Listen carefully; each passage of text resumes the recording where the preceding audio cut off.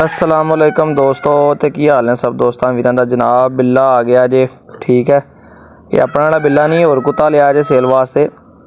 तकरीबन ये भी साल एक दा होया। पट्ठा बिल्कुल फ्रैश साफ हैगा, पिंक नोज आ, खड़े कन्न आ, प्योर वाइट कलर दे विच सोहनी चीज़ आ। शौकिया भी रख सकते हैं जनाब, ते रखवाली वास्ते भी, घर दे विच भी, डेरे ते भी।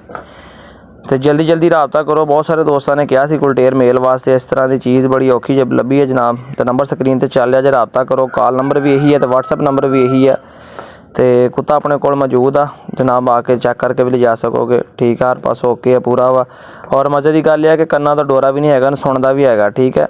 कोई मसला मसाइल नहीं है, बिल्कुल तसल्ली ये करके लैके जाओ। जो किसी ने कार्गो लेना हो तो जनाब कार्गो भी कर देंगे, वो भी मसला कोई नहीं है।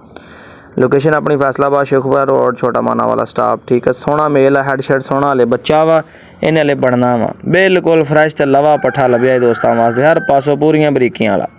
तो चैनल सबसक्राइब कर लिया करो, बेल आइकन भी प्रेस कर लिया करो, ताकि अच्छे अच्छे डॉग्स जो शौकीन ने शौक करना चाहते अच्छा तो जनाब साढ़े नाल रबता करो। नेक नीति तो ईमानदारी ना काम करी दा जनाब। चीज़ जी दिखाई दी उही दई दी है, तो उही पहुँचा के भी दई दी है। इजाज़त दो, दुआवां च याद रख रहे हो, हंसते वसदे रहो। चैनल सबसक्राइब लाजमी कर लो। फिर इजाज़त।